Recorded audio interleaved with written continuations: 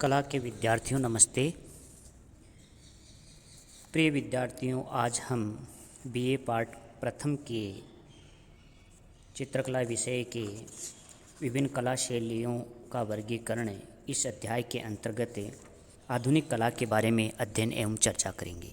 इससे पहले मैंने आपको जनजातीय कला, लोक कला एवं शास्त्रीय कला के बारे में विस्तार पूर्वक अध्ययन करवाया। आज आधुनिक कला इसके पार्ट प्रथम के बारे में चर्चा करेंगे, क्योंकि आधुनिक कला अपने आप में एक बहुत ही विस्तृत विषय है, टॉपिक है।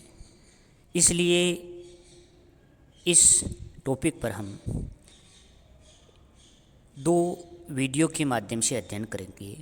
प्रथम जो वीडियो है हमारा, उसके अंतर्गत आधुनिक कला क्या है और कैसे आधुनिक कला प्रारंभ हुई, इसके बारे में चर्चा करेंगे।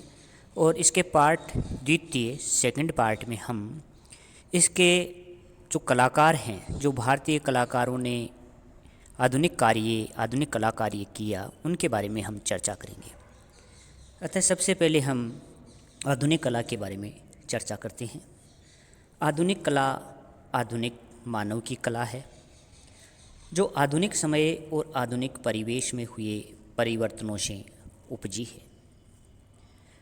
आधुनिक कला के मूल में औद्योगिक क्रांति और संचार के विकसित साधनों को कारण माना जा सकता है, क्योंकि औद्योगिक क्रांति के आने के बाद और संचार के जो साधन विकसित हुए, उनके कारण आधुनिक कला का प्रचलन ज़्यादा बढ़ा है।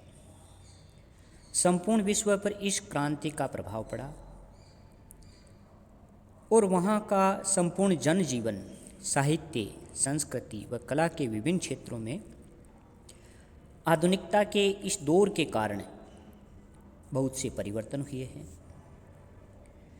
आधुनिक कला को आज जो एक विश्वव्यापी रूप प्राप्त हुआ है, उसका प्रमुख कारण आधुनिक समाज और आधुनिक जीवन दर्शन माना जाता है।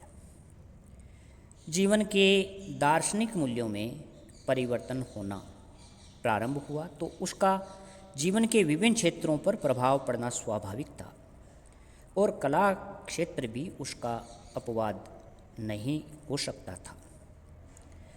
कहने का मतलब ये है कि जब इस प्रकार के परिवर्तन हो रहे थे तो कला क्षेत्र में भी इस प्रकार का परिवर्तन होना स्वाभाविक था। 19वीं सदी के प्रारंभ में ही जब परंपरागत सामाजिक व धार्मिक निष्ठाएं टूटने लगी थी, तब कलाकार का व्यक्तित्व भी बाह्य बंधनों से मुक्त होकर स्वतंत्र रूप से सर्जन करने को उद्यत हुआ, और वह राज्याश्रय व धार्मिक बंधनों से मुक्त होकर स्वतंत्र रूप से कला निर्मित करने लगा। अतः आधुनिक समाज की कला का स्वरूप भी आधुनिक ही हो सकता है। आधुनिकता के अंतर्गत जो परिवर्तन हुए, उनका प्रादुर्भाव यूरोप में ही और वहीं से संपूर्ण विश्व में फैला। इसलिए सबसे पहले हमें यूरोपीय कला के बारे में चर्चा करनी चाहिए। अतः आधुनिक कला के स्वरूप को समझने के लिए यूरोप की कला परिस्थितियों को समझना जरूरी है। 18वीं शताब्दी से पहले यूरोप में परंपरावादी चित्रण रहा, परंतु औद्योगिक क्रांति व कैमरे के आविष्कार से यथार्थ चित्रण की परंपरा टूटने लगी। जो काम कैमरा एक क्षण में कर सकता था, उसे चित्रकार कई महीनों में कर पाता था, कभी कभी तो सालों तक लग जाते। अतः चित्रकारों ने यथार्थवाद से हटकर चित्रण करने की सोच प्रारंभ की। इसके फलस्वरूप पाश्चात्य कला में परिवर्तन आने लगे। कलाकार स्टूडियो से निकलकर बाहर आने लगा। फलस्वरूप यूरोपीय कला में एक वाद उत्पन्न हुआ, जिसका नाम है प्रभाववाद। इसमें कलाकारों ने यथार्थवादी जो रंग भरने की परंपरा थी, उसको तोड़ा। आकारों का सरलीकरण किया, अर्थात उनको सरलीकृत किया। वह सूर्य के प्रकाश के विभिन्न प्रभावों को चित्रों में दिखाने का ये प्रभाववादी चित्रकार प्रयत्न करने लगे। प्रभाववादी चित्रकार मिलकर समूह के रूप में काम करते थे। प्रभाववाद के बाद यूरोप में कई वाद और कई कला शैलियाँ उत्पन्न हुई, जैसे बिंदुवाद, उत्तर प्रभाववाद, अभिव्यंजनावाद, भाववाद, दादावाद, भविष्यवाद आदि। इस प्रकार यूरोप में प्रभाववाद के कारण आधुनिकता का, कला के क्षेत्र में आधुनिकता का दौर प्रारंभ हुआ। अब हम बात करते हैं भारत के बारे में, भारतीय जो कला है उसके बारे में। जब हम भारत की कला की ओर दृष्टि डालते हैं तो हमारे समक्ष अतीत की कला का गौरवमय इतिहास सामने आ जाता है।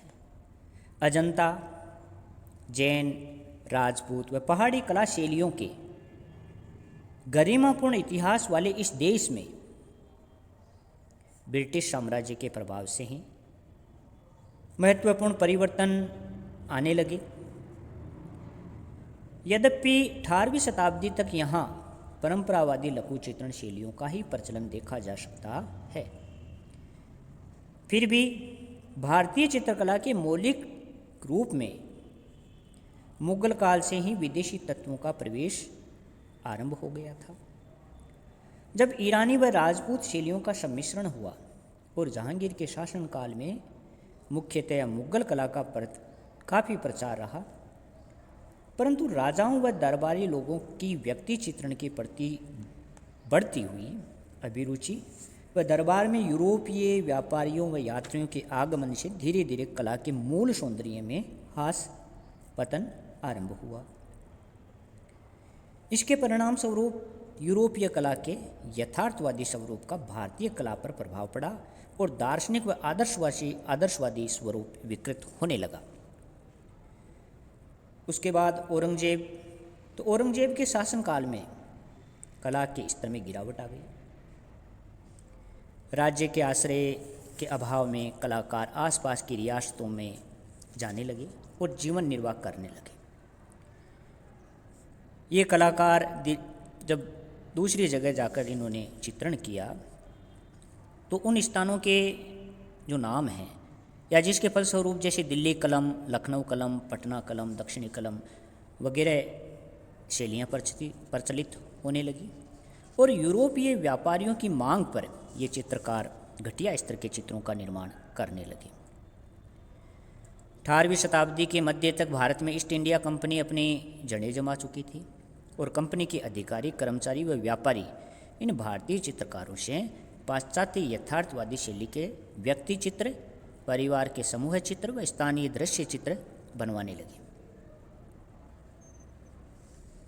19वीं शताब्दी के मध्य में अंग्रेज़ों ने भारत में अंग्रेजी शिक्षा के प्रचार प्रसार के साथ साथ भारतीय कला के विद्यार्थियों को यूरोपीय कला में प्रशिक्षण करने के विचार से मद्रास, जयपुर, बम्बई, कलकत्ता व लाहौर आदि स्थानों पर आर्ट्स स्कूल खोले अर्थात कला के विद्यालय खोले। उनके माध्यम से अंग्रेज़ों ने यूरोपीय पद्धति की कला शिक्षा देना प्रारंभ किया और जो शिक्षा दी जाती, जो सामग्री और वातावरण जो बनाया गया, तो उसमें इन्होंने यूरोपीय पद्धति के अनुसार शिक्षा प्रदान की, जैसे portrait study, still life study, landscape painting बनाना, ग्राफिक स्टडी, इस प्रकार की स्टडी को आरंभ किया। इन महाविद्यालयों में हस्तकला व उद्योग कला का भी प्रशिक्षण दिया जाता था, जिनमें बनी वस्तुओं को विदेशों में भेज दिया जाता। लगभग ऐसे समय में त्रावणकोर में एक बहुत ही प्रतिभा संपन्न चित्रकार हुआ जिसका नाम था राजा रवि वर्मा। उसने विदेशी तेल चित्रण पद्धति को आधार बनाकर भारतीय जनजीवन, व्यक्ति चित्रण, पौराणिक व धार्मिक विषयों के चित्र बनाए।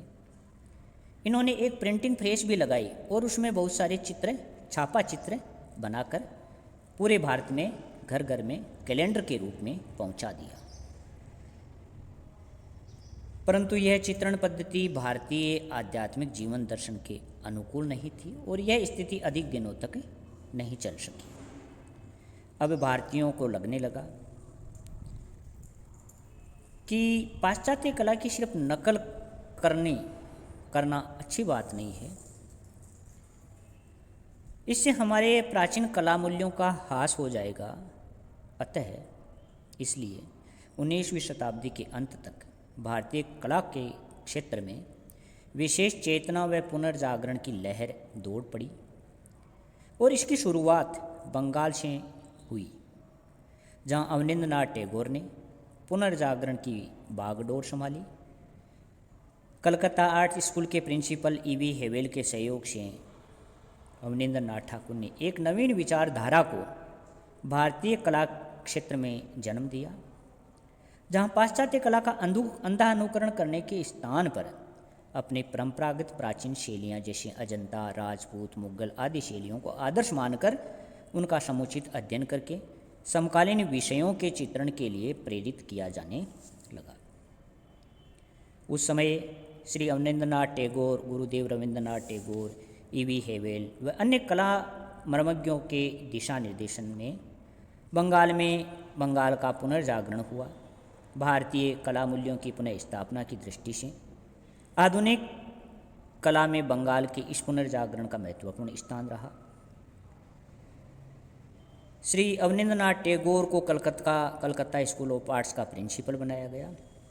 उन्होंने भारतीय कला मूल्यों की और कला के विद्यार्थियों में अप्रत्याशित रुचि उत्पन्न की, उनको प्रोत्साहन दिया और 1905 में ही Indian society of oriental arts की इन्होंने स्थापना की। अवनींद्रनाथ टैगोर ने विभिन्न शैलियों का सम्मिश्रण करके बंगाल शैली या पुनरुत्थान शैली चलाई और कलकत्ता महाविद्यालय के विद्यार्थी उनका अनुसरण करने लगे।